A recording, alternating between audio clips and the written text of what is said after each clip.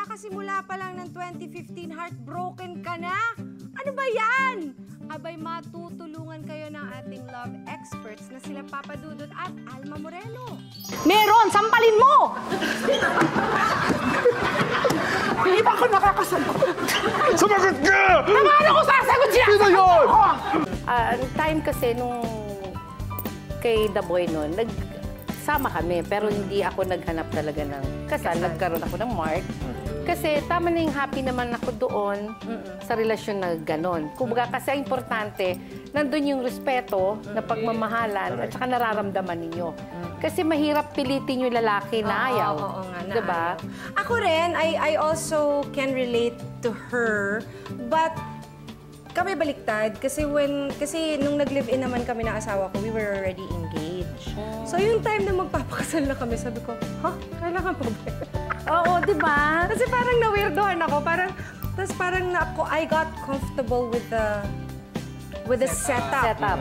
So hindi na ako naghanap. But my husband was the one who wanted to get married.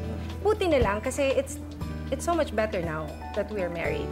Correct. Oh, it's so much better. Pero maganda rin na sana, intayin na nga lang din natin, we don't want to put pressure on the guy. Hintayin mo lang siya mag-mature kasi ang lalaki, sabi nga nila, matagal. pinaka-late yan. Yes. Oo, pinaka-late. Abangan mo lang, malay mo, 10 years from now, mag-mature na yan. Wow, ang ganda!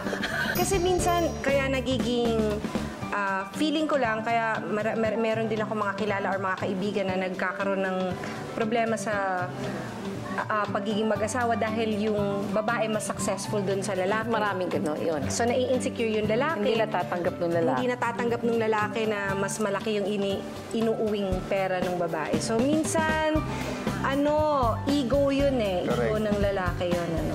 Pero dapat maging selfish. hindi natin maaalis sa lalaki yun eh. Oo. Pero sa babae, ang hirap talaga nun. I-balance, ang hirap yun. Ang hirap i-balance, lalo na kung ang babae nakakaangat sa lalaki. Napakahirap. Mahirap. Yung relasyon na yun, kahit ipilit mo, ilaban mo,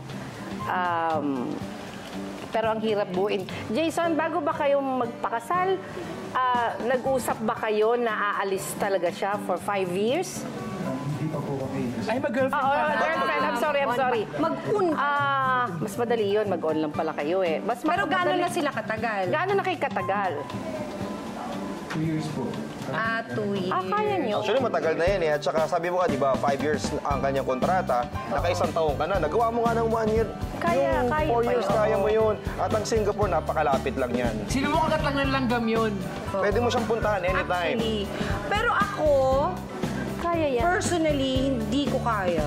As a person, as individual. Oo, as individual, hindi ko kaya at ayokong kayanin.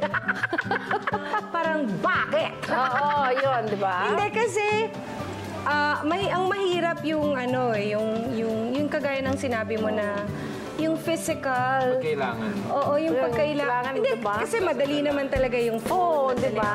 But the physical. Yes. May mga ganun lang at kalamitan po yan sa mga caller ko sa radyo. Babae po yung ganyan. Oo. Babae talaga. Pareho Yung yung... lalaki, mas kaya nila kasi ang malay. Oo, pero dito kay Jason, siya yung siya yung... Dahil kakayanin mo yan, Jason, lalaki ka eh. Oo, at saka yung pangarap nyo, dapat... Kaya mo yan. Ilan taon ka na ba, Jason? 28 po. Yung mga ganyang edad, dapat may goal Alam na yan.